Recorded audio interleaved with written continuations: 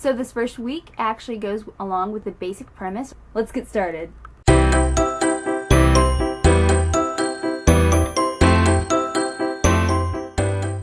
So this first week has to do with the basic premise or the central idea of the story.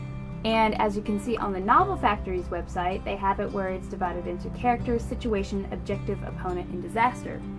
Your character is who the book follows, the situation is what they get themselves into. Their objective, what do they want? The opponent, whether it's nature, themselves, or someone else. And the disaster that comes along with that opponent getting mixed in with their lives. I have actually found a different version of the basic premise when I was writing Loading Live, and it comes from The Fantasy Fiction Formula by Deborah Chester. This is a really good book if you do any kind of fantasy or sci-fi, or just writing in general. She gives a lot of the basics. It does follow, of course, that fantasy and sci-fi feel.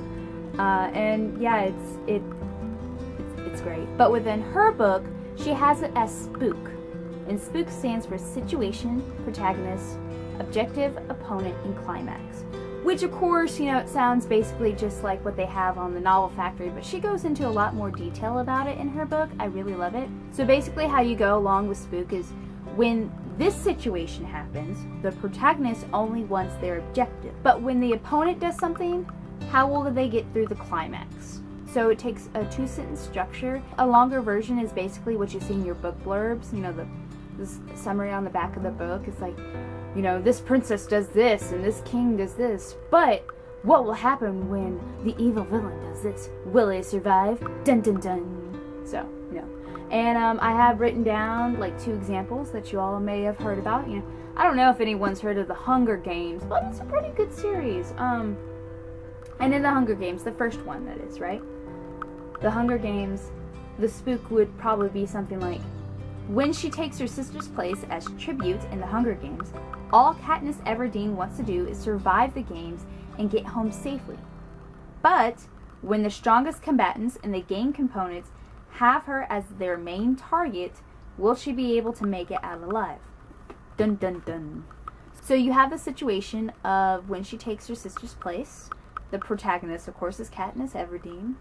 The objective is she wants to make it home alive.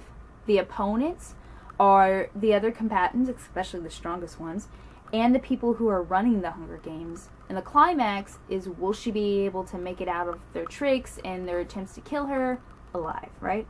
Pretty simple. Another one is, of course, Harry Potter and the Sorcerer's Stone. When he is invited to Hogwarts, all Harry Potter wants to make is friends and have a better life for himself. But when the evil Voldemort attempts to find the Sorcerer's Stone, will Harry be able to stop him and save his new life? So, of course, situation is he's invited to Hogwarts. The protagonist is Harry Potter. The objective is that he wants to make friends and have a better life for himself. The opponent is Voldemort. And, of course, Voldemort takes different forms in the first book. He always does, right? And then you have the climax. Will he be able to stop Voldemort from doing this and destroying Hogwarts? So, all of that loveliness.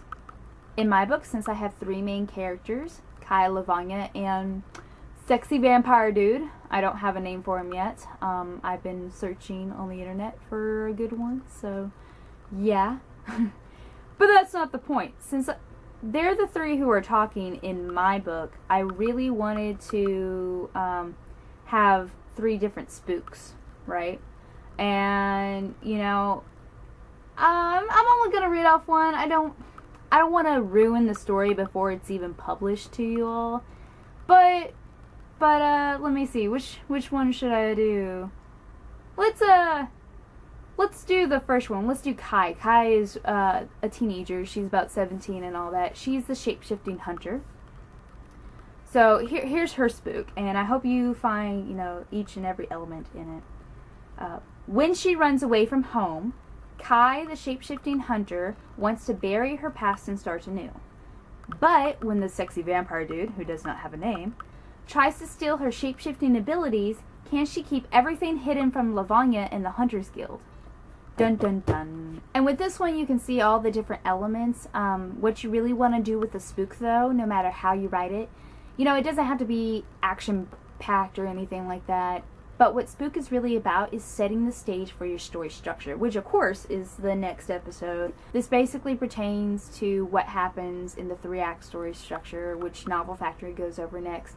It's the situation, protagonist, and the objective that happens in the first act of a story, and then the opponent that comes out and tries to destroy the objective that's in the second, and then the third is like what happens when the protagonist goes after the opponent.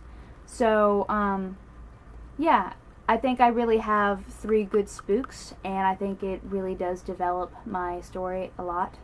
And I'm very happy with it. It's making me all excited for actually writing the first draft. So, yeah, I'm excited. Woo! So anyways, that's it for this first episode, and I hope y'all join me for the second. And I will see you later, alligators. Bye-bye!